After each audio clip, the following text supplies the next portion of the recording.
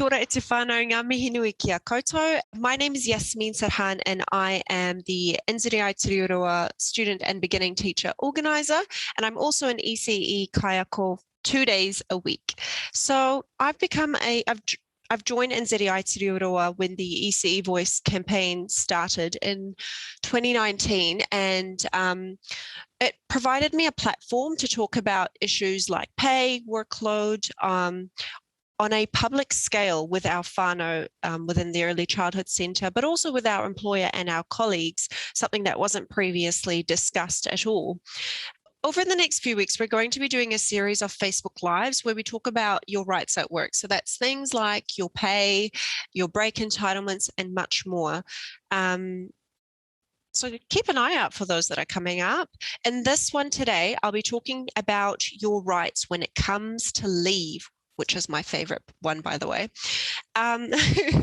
We won't be able to answer all your questions about all types of leave, but we'll cover the basics.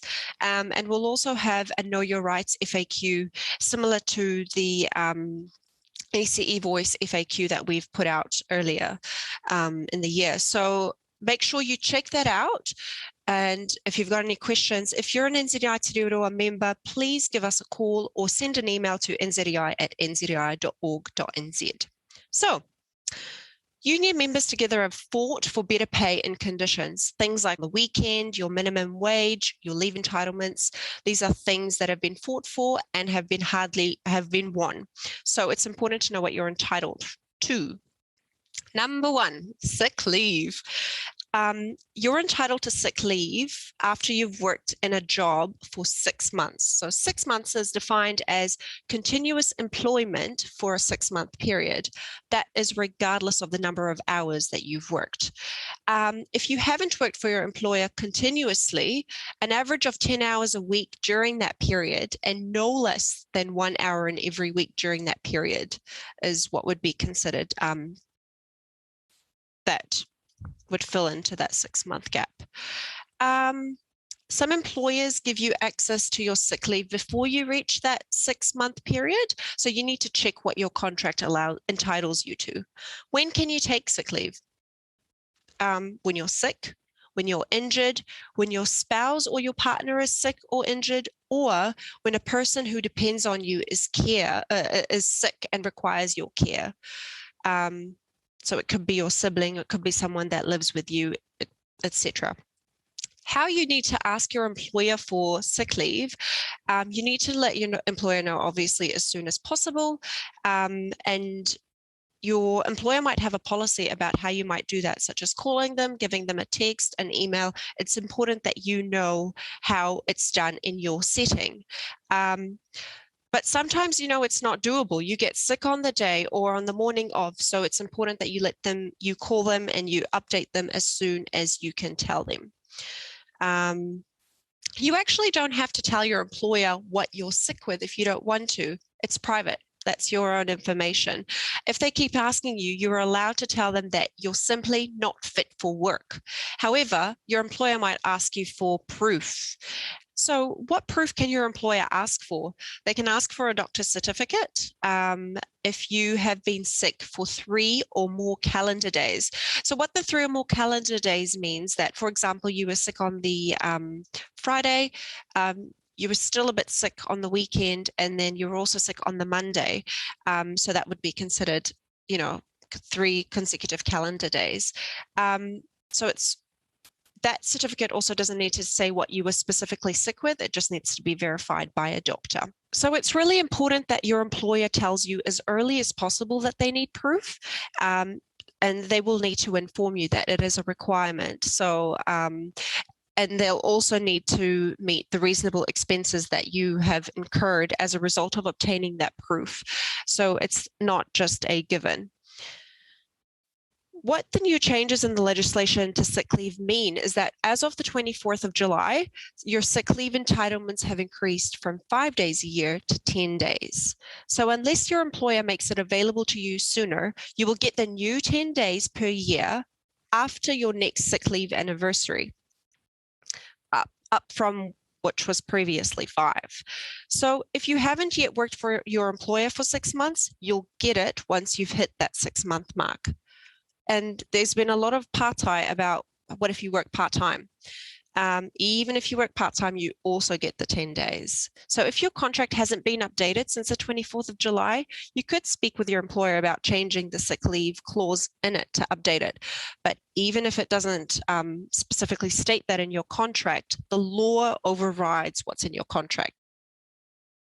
The next type of leave that we'll be discussing is bereavement leave. So you're entitled to bereavement leave by law.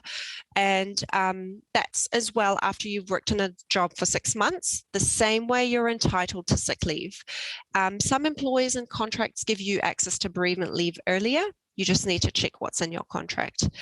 When you can take it, your employer must let you take minimum of 3 days paid bereavement leave when your spouse or partner, parent, child, sibling, grandparent, or grandchild, or spouse or partner's parents passes away. Ooh, it's quite an extensive list. So if you or your partner or your former partner, or if you are the biological parent or the partner of a child for whom you were going to be the primary carer, has a miscarriage or a stillbirth, you're also entitled to that 3 days bereavement leave.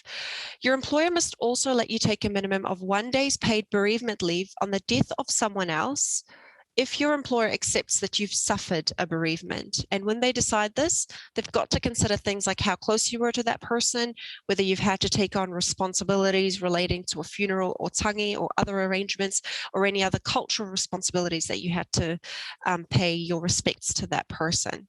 You don't have to take those days off consecutively. It's completely up to you and how your employer negotiate. And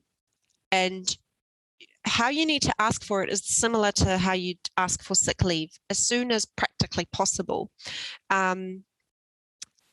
Preferably before you start work, but you know, these things obviously don't just happen, don't happen according to a set hour. Bereavement leave is a separate leave entitlement, so it never comes off your sick leave. And it also doesn't come off your annual leave, which is what we're going to be talking about next. And there is no limit to the number of times you can take bereavement leave in a year. Annual leave, ta-da! Annual leave is the leave you use to take holiday time off of work. I think this is the highlight of any employment contract. So it's in addition to all your public holidays. You're entitled to annual leave once you've worked for your employer for 12 months, and you're entitled for 4 weeks of annual leave every year. So this 4 weeks is based on what a regular working week genuinely looks like for you in your specific role, in your contracted role. So if you've worked additional hours during the year, it should be more than 4 weeks of your standard contracted hours. Some contracts offer more than 4 weeks, for instance, a higher entitlement or an ability to take annual leave sooner or in advance. So make sure you know what you're entitled to. When can you take your annual leave? The big question that I always ask. You apply to your employer for the days that you want to take your leave, and your employer cannot unreasonably withhold consent to you taking annual leave. If you want to, your employer must let you take at least 2 weeks of your annual leave continuously, so they cannot force you to take your leave in small chunks. Your employer can require you to use some of your annual leave during a close down period, like over the Christmas holidays and New Year's. If they require you to take leave because of a close down, they must give you at least 14 days notice. And you can only be used to ask to take that leave for a close down once a year. How do you ask for your annual leave? Every workspace has got a different system for requesting leave. In most cases, you'll have to make that request directly to your line manager. So it could be via email or using a centralized system. But it's always best to have a record of any leave requests and their outcome in writing. Just keep a hold of it. What if you end up being sick when you're all experiencing a bereavement when you're on annual leave? Those days do not count as your annual leave days. You should notify your employer and let them know that you intend to take those days as sick leave or bereavement. And take your annual leave entitlement another time when you're feeling well or when your circumstances are well.